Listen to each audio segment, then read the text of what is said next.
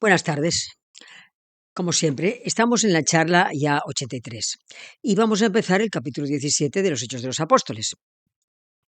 Entonces, miren, lo que hoy tocaría realmente es, si lo puedo resumir en tres líneas, o sea, Pablo y compañeros salen de Filipos, se van a Tesalónica, en Tesalónica encuentran una comunidad judía, hablan sobre Jesucristo, hay gente que se convierte, sobre todo también hay paganos que se convierten.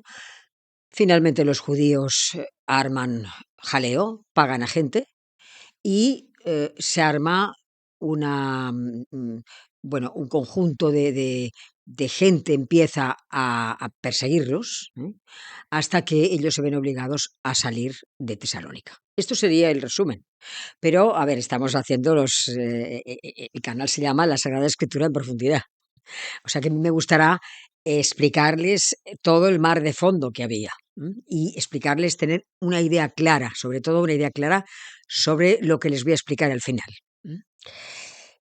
Vamos a rezar primero, en el nombre del Padre, del Hijo y del Espíritu Santo. Amén. Padre nuestro que estás en el cielo, santificado sea tu nombre. Venga a nosotros tu reino y hágase tu voluntad, en la tierra como en el cielo.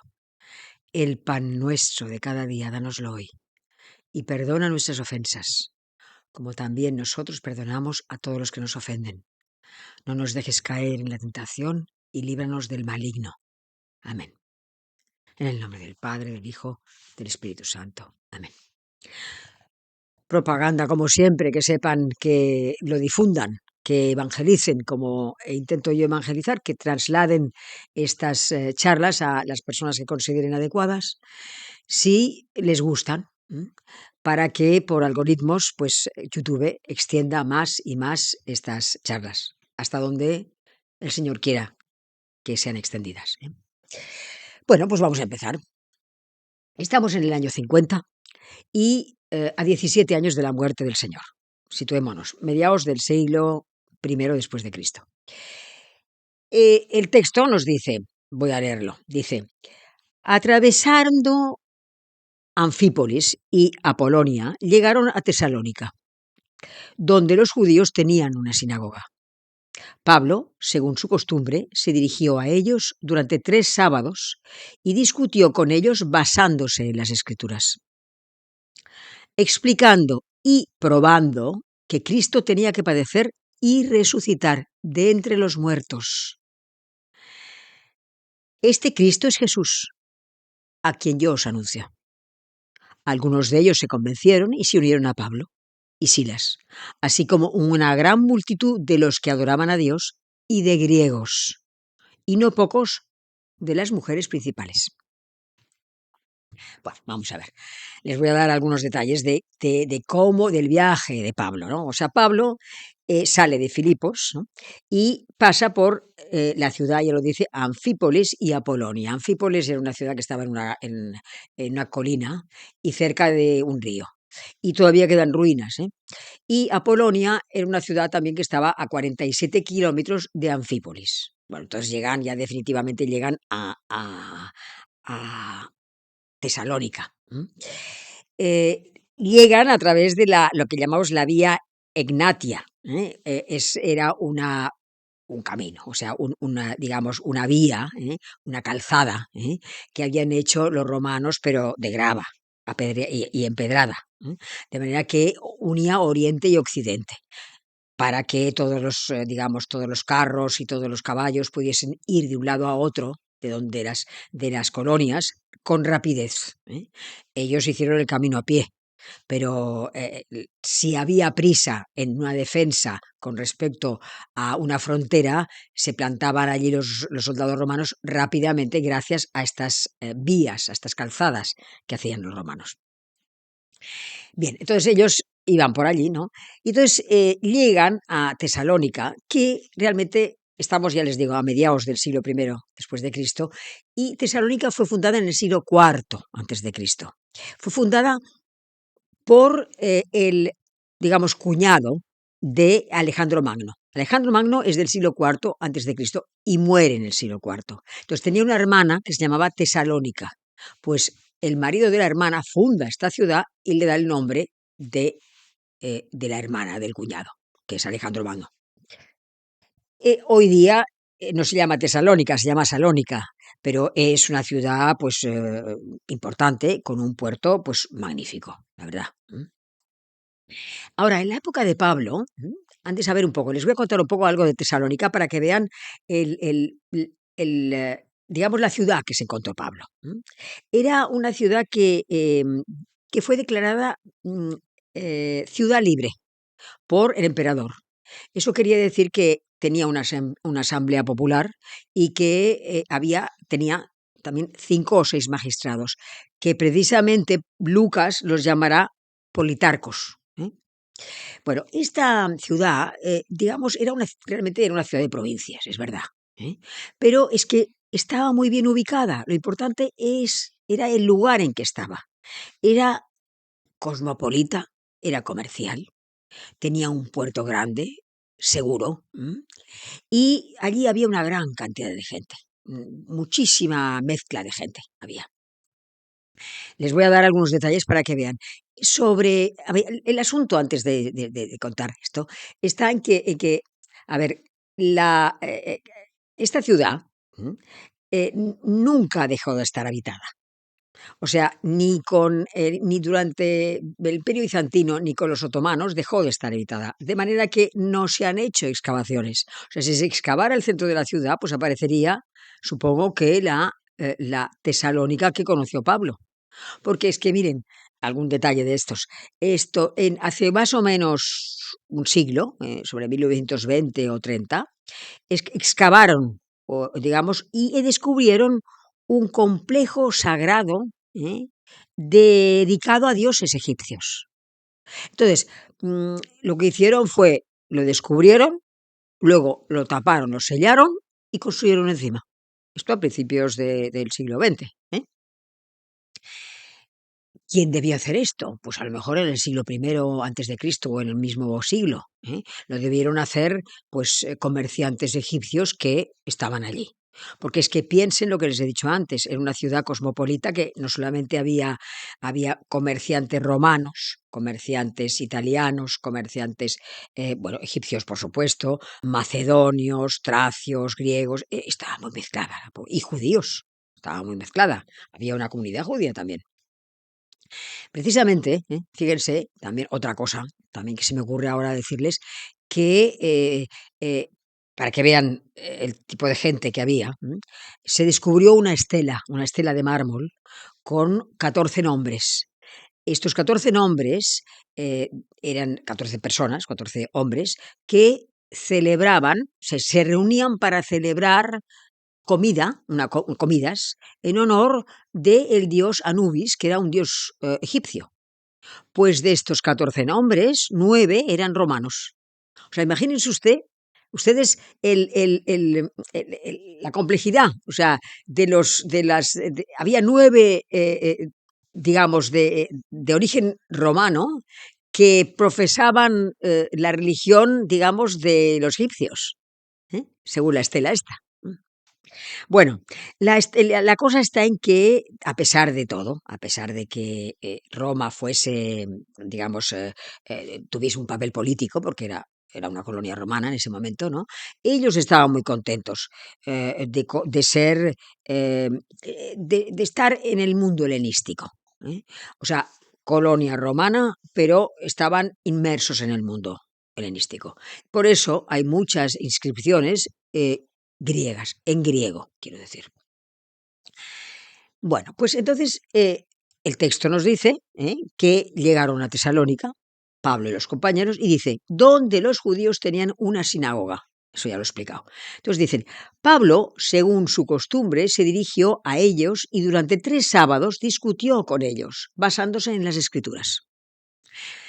O sea que, como de costumbre, dice, o sea que, como siempre les digo, primeramente fue a los judíos, porque Jesucristo era judío y así era como se tenía que hacer. Es decir, la buena nueva se explicaba primeramente a los judíos y si ellos no lo aceptaban, se iba entonces a los paganos.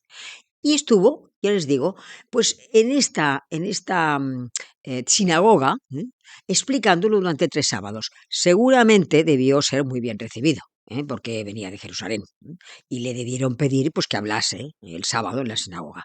Entonces, él habla a la congregación, ¿no?, sobre las Escrituras, habla de las Escrituras y demuestra, que las Escrituras se cumplen con Jesús, ¿eh? Que Jesús es el Mesías y que era necesario que padeciese, o sea, que pasase su pasión, muerte y resurrección de entre los muertos, para salvar al mundo. Entonces, claro, todo esto que explica, esto que lo he explicado en un momento, todo esto contradecía, o sea, era totalmente contrario, mejor dicho, contrario a las creencias tradicionales que no querían admitir que Jesús fuese un Mesías que padeciese. O sea, ellos, como ya les he explicado otras veces, querían un Mesías, que estaban esperando desde hacía mucho tiempo, que fuese militar, es decir, que en este momento les liberase del yugo romano que tocaba en aquel momento, ¿no? Y que fuese nacionalista y que los agrupase a todos, o sea, que fuese un Mesías glorioso, triunfante, pero es que era un glorioso triunfante en otro sentido, ¿no? Claro, entonces Pablo explicaba que un Mesías coronado de victoria era un sueño. ¿eh? El verdadero Mesías estaba coronado pero de espinas. Entonces, claro, Pablo lo que hacía es deshacer el concepto judío de un Mesías triunfante política y nacionalmente. Por eso había mucha gente que estaba en contra de él. Entonces, esto se lo voy a explicar con un ejemplo que es fácil de entender, que con esto van a aclararse ustedes el fragmento que voy a explicar, ese es los discípulos de Maús, que lo sabemos todos, lo sabemos, pero van a entender mejor van a entender mejor lo que pasó a raíz de la explicación que acabo de dar. Bueno, os lo resumo, ¿no? El camino de Maús, los discípulos de Maús es el momento en el que hay dos peregrinos, dos discípulos que están más o menos a 3 días de la muerte del Señor y están hablando, yéndose hacia Emaús y están hablando de todas las cosas que han pasado. Entonces se les acerca a nuestro Señor, pero sin que ellos lo puedan reconocer, y le preguntan, el Señor les pregunta, ¿de qué discutís por el camino? Claro, que no les extrañe, ya les digo, que se acercase a nuestro Señor a esta gente, porque era una costumbre oriental, ya lo he explicado en otro momento. El hecho de que, como hacía, la gente iba a pie a todas partes, de los caminos se salía, de las casas que estaban interiormente, pues se salía al camino, la gente lo que solía hacer es hacer camino, iba de camino con distintas personas que se encontraban. Y luego pues ya llegaban al sitio en que se tenían que desviar y se iban. No los conocían, pero hacían el camino juntos, iban de camino. Entonces el Señor se une a ellos y les dice, ¿pero qué hacéis aquí? ¿De qué habláis? ¿No? Y ellos dicen, pero tú no te has enterado de lo que está pasando estos días. Pues dice que todo sobre Jesús Nazareno, dice, dice que fue un profeta poderoso, fue un profeta poderoso en obras y palabras delante de Dios. Fue, dice, un profeta poderoso, dice. Pero nuestros magistrados y sumos sacerdotes, pues lo condenaron a muerte y lo crucificaron. Y la verdad es que se les nota decepcionados, desanimados, angustiados, porque claro, ellos dicen es que ahora resulta que estamos a 3 días de aquello que pasó y hay unas mujeres que dicen que fueron al sepulcro, pero es que lo encontraron vacío y también que vieron unos ángeles y los ángeles les dijeron que vivía. ¿eh? Y entonces cuando nuestro Señor, o sea, Jesucristo, Él les dijo, oh insensatos y tardos de corazón para creer todo lo que dijeron los profetas. ¿No era necesario que el Cristo padeciese eso para entrar así en su gloria?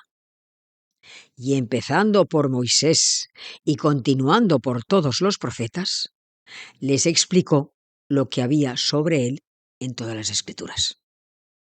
O sea, lo que les dijo fue, pero os reunís todos los sábados, esto es con mi lenguaje, os reunís todos los sábados para hablar de las escrituras.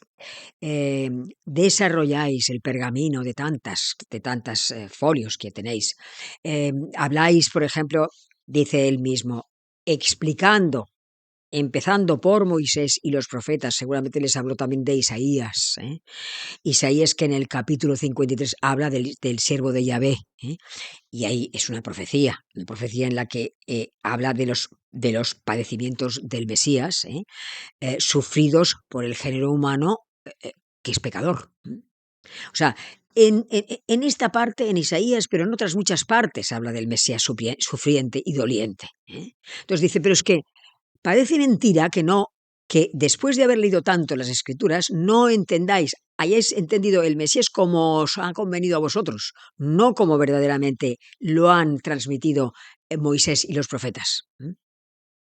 La Sagrada Escritura y los profetas, ¿no?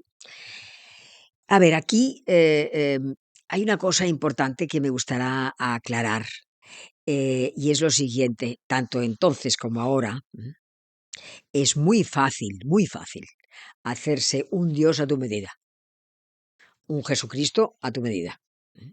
Porque, por ejemplo, si eliges una parte de las Sagradas Escrituras, una parte del Antiguo o del Nuevo Testamento, que sin ver, tú eliges una parte que te guste, sin ver o sin querer ver otra parte, que sea contraria al texto que tú has elegido y que te gusta, lo que ocurre es que se desconfigura la verdad.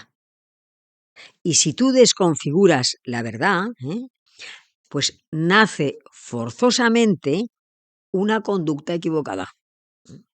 Se desfigura la verdad, pues la conducta se equivoca. No estás en la verdad. Les voy a poner un ejemplo. Si tú eliges una parte que te gusta, pero, por ejemplo, omites lo que os voy a leer ahora, que es Lucas, capítulo 11, versículo 23, que dice, el que no está conmigo está contra mí, y el que no siembra desparrama. Es decir, ¿estás en la luz o estás en las tinieblas? Y si tú estás en las tinieblas, no distingues el bien del mal. Claro, si tú omites esto, a lo mejor hay muchas cosas que son válidas, pero es que el Señor te dice, el que no está conmigo está contra mí. Esto no hay términos medios. Si omites esto, por ejemplo, pues se desconfigura la verdad. Bueno, pues lo vamos a dejar aquí, porque hemos hecho 3 versículos, nada menos. Vienen muchas cosas después, les tengo que explicar a qué era debido el motín de los judíos, esto lo explicaré el próximo día, pero creo que es importante lo que han aprendido hoy. Creo que la síntesis del por qué Pablo se encuentra siempre, digamos, una pared frente a los judíos, es que él constantemente está diciendo que en las Escrituras se habla de Jesucristo, mejor dicho, de Jesús, que Jesús es el Mesías, y que tenía que padecer mucho, padecer su pasión, muerte y resurrección. Y eso, como siempre les digo, deshacía todas las creencias tradicionales que no querían admitir un Mesías que padeciese. Entonces, con esta idea tan clara, yo creo que les voy a dejar. Voy a rezar a la Santísima Virgen, en el nombre del Padre, del Hijo y del Espíritu Santo. Amén. Dios te salve María, llena de gracia, el Señor es contigo. Bendita eres entre todas las mujeres, y bendito es el fruto de tu vientre, Jesús. Santa María, Madre de Dios, ruega por nosotros pecadores ahora y en la hora de nuestra muerte. Amén. En el nombre del Padre, del Hijo, Espíritu Santo. Amén. Hasta la semana que viene, si Dios quiere.